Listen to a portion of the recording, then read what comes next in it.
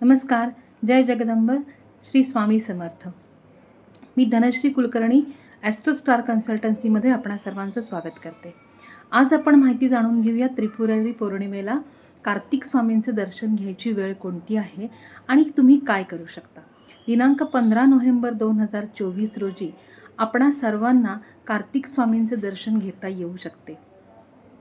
शिवपार्वतीचे ज्येष्ठ चिरंजीव श्री गजाननाचे ज्येष्ठ भ्राता श्री कार्तिक स्वामी यांच्या दर्शनाचा योग यंदाच्या वर्षी 15 नोव्हेंबर 2024 या दिवशी आलेला आहे. शुक्रवारी रात्री 9:55 ते मध्यरात्री म्हणजे उजाडती 16 तारीख उजाडता शनिवार 2:58 या कालावधीमध्ये आहे. म्हणजे एकूण 5 तास आपण कार्तिक स्वामींचं दर्शन घेऊ शकतो. या इतक्याच कालावधीमध्ये कार्तिक स्वामींचं दर्शन घ्यावं असा संकेत आहे. कारण कार्तिक स्वामींचं दर्शन घेण्यासाठी कार्तिक महिना, कार्तिक पौर्णिमा आणि कृत्तिका नक्षत्र या तिन्हीचा संगम, या तिन्हींचा योग जुळून यावा लागतो आणि तो फक्त याच 5 तासांमध्ये अवेलेबल आहे आणि याच 5 तासामध्ये आपण हा दर्शनाचा लाभ घ्यावा. खरं तर कार्तिक महिना, कार्तिक की पौर्णिमा आणि कृत्तिका नक्षत्र या 3 गोष्टी कार्तिक स्वामींचं दर्शन घेण्यासाठी अतिशय महत्त्वाच्या असतात. पौर्णिमेच्या ज्या दिवशी कृत्तिका नक्षत्र असेल तेव्हा कार्तिकेयांचं दर्शन घेण्याचा शुभकाल मानला जातो.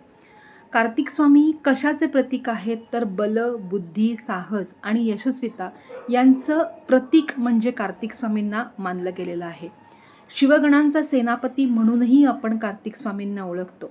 त्यामुळे अतिशय ज्ञानसंपन्न, यशस्वी आणि इतर सर्व शुभगुणांचे अधिपत्य असलेला कार्तिक स्वामी यांच्याकडे या गोष्टी सगळ्या आहेत. आपण जो काही कालावधी सांगितलेला आहे, पर्वणी काळ जो काही सांगितलेला आहे, त्या पर्वणी काळातच आपण कार्तिक स्वामींचं दर्शन घ्यावं.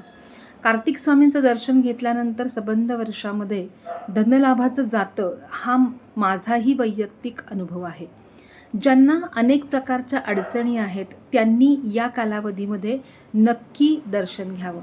आता या कालावधीमध्ये आपण काय काय करू शकता तर कार्तिकेय स्वामी हे ब्रह्मचारी होते.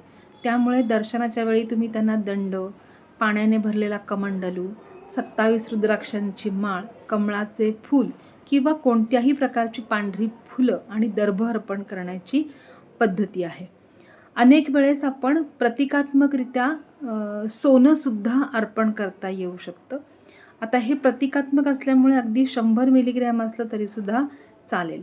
या काळामध्ये आपण एखादी नोट कार्तिक स्वामींच्या इथे त्यांना दाखवून आणली आणि ती नोट जर का आपल्या तिजोरीमध्ये ठेवली तरीसुद्धा त्याचा खूप चांगल्या प्रकारे फायदा होतो. म्हणजे याचा अनुभव मीही स्वतः घेतलेला आहे की आपण ती नोट जी आहे ती नोट तिथे हे करून आणायची, दाखवून आणायची. मोरपीससुद्धा तुम्ही देऊ शकता कार्तिक स्वामींच्या इथे या पर्वणी काळामध्ये.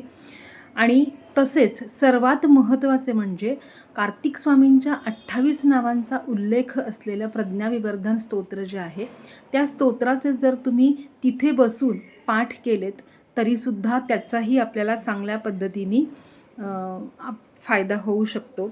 जितके जमतील तितके वेळा आपण हे पाठ करावेत. एकच फक्त अट आहे की दिनांक 15 नोव्हेंबर आणि 16 नोव्हेंबर या दिवशी मांसाहार आणि मद्य हे वर्ज्य करावे. शक्य असल्यास ब्रह्मचर्य पालनसुद्धा करावे. त्याचप्रमाणे आसपास जर का समजा एखादं हे नसेल, कार्तिक स्वामींचं मंदिर नसेल तर तुम्ही मुरुगन किंवा अय्यप्पा स्वामींचं दर्शनसुद्धा घेऊ शकता. पण तिथे विचारा की ते दर्शन योग्य म्हणजे ते दर्शन कार्तिक स्वामींना आहे की नाही, कार्तिक स्वामींच्यासाठी पर्यायी आहे की नाही हे तिथे तुम्ही विचारा. कारण तुम्हाला ह्या प्रकारचं दान तिथे करून देतात की नाही कल्पना नाही. ही संधी वर्षातून एकदाच येते. त्यामुळे मी तर म्हणेन की आपण वेळ काढून आसपास आपल्या परिसरामध्ये कुठे कुठे कार्तिक स्वामींचं मंदिर आहे तिथे जाऊन अवश्य दर्शन घ्यावे, कारण ही वर्षातून एकदाच येणारी पर्वणी आहे. तर त्यासाठी आपण नक्की वेळ काढावा अशी मी आपणा सर्वांना सजेशन देईन. आपणा सर्वांना मी अशा प्रकारे सूचना देईन की आपण नक्की हे दर्शन जे आहे ते करून घ्यावं. तसेच या दिवशी त्रिपुरारी पौर्णिमा आहे, तर या दिवशी त्रिपुरारी वात पण आपण लावावी असंही मी आपल्याला, म्हणजे महिलांनी मंदिरामध्ये ही वात लावावी त्याचंही फार महत्त्व आहे. तर आज आपण त्रिपुरारी पौर्णिमेबद्दल भरपूर माहिती पाहिलेली आहे. तर कार्तिक स्वामींचं दर्शन आपण नक्की घ्यावं, त्याचा लाभ घ्यावा, कारण वर्षातून एकदाच ही पर्वणी येते. तर नक्की ह्याचा लाभ घ्या. हा व्हिडिओ कसा वाटला हे मला नक्की सांगा. आवडल्यास लाईक, शेअर, कमेंट आणि सबस्क्राईब करायला विसरू नका. धन्यवाद.